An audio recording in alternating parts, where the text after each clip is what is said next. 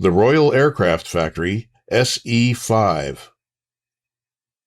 In the summer of 1915, Lieutenant Colonel H.R.M. Brooke Popham, then GSO-1 at Royal Flying Corps Headquarters, inspected an early example of the 150 horsepower Hispano-Suiza engine in Paris. On his recommendation, the first British order for the Hispano-Suiza was placed in August of 1915. Negotiations for the manufacture of the engine in England were subsequently started. A faster-running geared version of the engine, giving just over 200 horsepower at 2,000 RPM, followed the original 150 horsepower direct drive type. The Royal Aircraft Factory designed two single-seat fighters around the Hispano-Suiza. The first of these was a compact tractor biplane, for which the designed armament was a single Lewis machine gun mounted on the center line and firing between the two banks of cylinders. A geared form of the engine was planned, its hollow air screw shaft being at a necessary height to permit the bullets to pass through it. This type was designated SE5. The other design was the FE10, similar in configuration to the freakish BE9, with a 150 horsepower Hispano-Suiza. Fortunately, good sense prevailed and the SE5 design was chosen for development, the main design work being done by J. Kenworthy and H.P. Folland. The first of three prototypes, A4561, was submitted for its final inspection at noon on the 20th of November 1916. It differed in certain aspects from the first drawings of June 1916, but was substantially similar to the preliminary layout. It was unarmed, and it was powered by a 150 horsepower direct drive engine, made at the Hispano-Suiza Company's Paris factory. The gravity tank was fitted inside the leading edge portion of the port upper wing, and small windows led into the sides of the top decking, besides the rear center section struts, suggests that the original idea of fitting a single central Lewis gun might not have been completely abandoned. With the direct drive engine, no such form of armament was possible, of course. The first recorded flight of A4561 was made at 10 a.m. on the 22nd of November 1916. The pilot was Major F.W. Gooden. On the following day it was flown by Captain Albert Ball. On 27th November, the second prototype, A4562, began its final inspection, which was completed on the 1st of December 1916. Its first recorded flight was made 3 days later. Again, Frank Gooden was at the controls. This SE5 was virtually identical to A4561, having a 150 horsepower Hispano-Suiza engine, driving a two-blade air screw. The second SE5 was damaged a few days after its first flight. By the 21st of December, it had been fitted with new landing gear and full armament, one Vickers gun in the fuselage, offset to port, and a Lewis gun on a Foster mounting above the center section. A new and greatly enlarged windscreen that enclosed the breech of the Vickers gun was fitted, and there were no windows in the decking forward of the cockpit. The aircraft had a new gravity tank mounted externally above the center section, and there was a wind-driven fuel pump under the fuselage. Gooden flew A4562 to Saint-Omer on the 24th of December, possibly to demonstrate the new fighter to operational pilots. The aircraft's recorded flights there were curiously few, but it underwent some detail modifications and was flown back to Farnborough by Lieutenant F.H.B. Selous on the 4th of January 1917. The third prototype, A4563, was submitted for final inspection on the 12th of January 1917. It was powered by a 200 horsepower geared Hispano-Suiza engine, driving a large diameter left-hand air screw, and its radiator differed slightly from those of its predecessors. The gravity petrol tank was, as on A4562, mounted externally above the center section. This was, in fact, a double tank, one part of which contained petrol, the other water for the radiator. Otherwise, A4563 was very similar to A4561, even to the small windows in the sides of the decking ahead of the cockpit. As A4563 had been fitted with the center section and upper port wing of A4561, the structure of these surfaces had to be modified. A4561 itself had been fitted with a new center section, with an enlarged trailing edge cutout and the overwing gravity tank. This first prototype was by this time also fitted with a Vickers gun and side extensions of its windscreen. Having passed its pre-flight inspection on the 12th of January, the third SE-5, A4563, was flown for the first time later that day by Frank Gooden. Following the loss of A4562, this third prototype was quite extensively modified and, with armament fitted, became in effect the prototype SE-5A, the history of which will be related separately. The development flying of the SE-5 cost the life of Major Gooden, who was then one of Britain's finest test pilots. On the 28th of January 1917, he was flying number 4562 at Farnborough when it broke up in the air and he was killed. Investigation by the late Dr.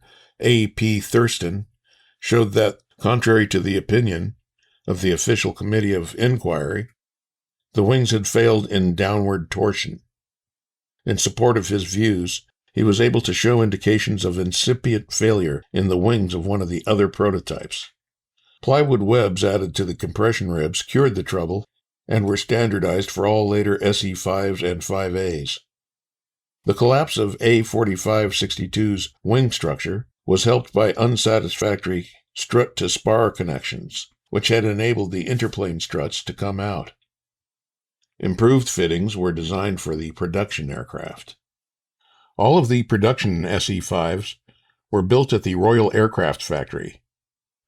The first, A4845, passed inspection on the 2nd of March, 1917, and was followed during that month by A4846 to A4868. All these aircraft, as originally built, had wings of the same plan form as those of the prototypes, with widely raked tips. Martlesham was severely critical of the lateral control, especially at low airspeeds, and reported that A4845 was almost uncontrollable below 70 miles per hour in gusts. This was improved by reducing the angle of rake of the wingtips, a modification that took 1 foot 3.6 inches off the overall span. The early production SE-5s dispensed with the armored seat that had been fitted to the prototype, but had an even larger windscreen than that of A4562. This was a cumbersome, asymmetrical affair that was taken further aft than on the A4562 and interfered with the pilot's forward view. Number 56 Squadron was the first RFC unit to receive the SE-5, and its pilots unanimously condemned this greenhouse. At least 2 aircraft, A4850 and A4853, were modified by the squadron before it left England. Both aircraft had been fitted with a small, plain, Avro-type windscreen by the 7th of April, 1917. The forward top decking of A4853 had been modified to enclose the breech of the Vickers gun, and a fabric-covered head fairing fitted. A4850 was Ball's SE-5 and was more extensively modified. An Avro-type windscreen and a smaller, plywood-covered head fairing were fitted. The Vickers gun was removed and replaced by a second Lewis gun, firing at a downward angle through the bottom of the fuselage. A new center section with a built-in gravity tank and water header tank and an enlarged trailing edge cutout was apparently specially made for this SE-5. After No. 56 Squadron reached France, Ball dispensed with the downward-firing Lewis, installed a Vickers gun externally above the fuselage, and fitted Spad-type exhaust pipes in place of the L-shaped manifolds of the early production SE-5. Major Blomfield, the officer commanding No. 56 Squadron, kept his unit out of operations until all aircraft had been fitted with a small windscreen. Thus, although the squadron had gone to France on the 8th of April, it did not fly its first offensive patrol until the 22nd of April. At first, Ball did not like the SE, but quickly came to appreciate its strength, speed, and firepower. In combat, it soon proved itself to be a considerable weapon. Aircraft of the second production batch, starting at A8898, were delivered during the second half of April 1917. These SE-5s were built with short-span wings, and the first aircraft of the batch, to A8917 at least, had the large windscreen and overwing gravity tank. Movable shutters were fitted to the upper half of the radiator. A8917 itself was completed without armament, but had the gravity and water tanks in the leading edge of the center section. Later aircraft in this batch were delivered with the 200-horsepower Hispano-Suiza. At most, 59 SE-5s were built. Most were used by No. 56 Squadron, but some went to No. 60. A few to Numbers 24 and 85 Squadrons. The type was replaced by the SE-5A as soon as supplies of the 200-horsepower engine permitted.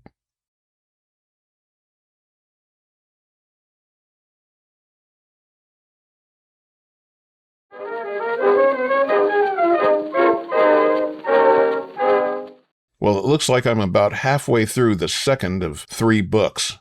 So that means I'm halfway through the series. So this is a celebration point. And so anyway, I couldn't just let this one go. Frederick Hatherley Bruce Selous had a father that was famous, Captain Frederick Courtney Selous. Now, Frederick Courtney Selous' dad was chairman of the London Stock Exchange. So he had plenty of cash, and he was one of those British adventurer types of the late 1800s, early 1900s. And he was killed 1 year before Frederick Hatherley Bruce Selous. But here's the entertaining part. The outbreak of the First World War. In February 1915, a unit was formed called the 25th Service Battalion, Royal Fusiliers, Frontiersmen. It had taken many months of badgering for the unit to be accepted by the British War Office. The men who were recruited into this battalion came from a quasi-military force formed in 1904 called the Legion of Frontiersmen. This legion, although having its headquarters in London, had branches throughout the world. Men came forward following an appeal by its founder and commandant Daniel Driscoll. Despite the nature of the organization, many of its members had no military experience and were probably no better or worse than other recruits to other wartime-raised units. Recruits included Frederick Selous, plus other exotic individuals including a millionaire, several American cowboys, a Scottish lighthouse keeper, a naturalist, a circus clown, an Arctic explorer, an opera singer, a famous photographer, and a lion tamer. My daughter said that she would watch that movie. Anyway, on the morning of 4th of January, Frederick was creeping forward in combat when he raised his head in order to locate the enemy. He was shot in the head and was killed instantly. All right, as you were,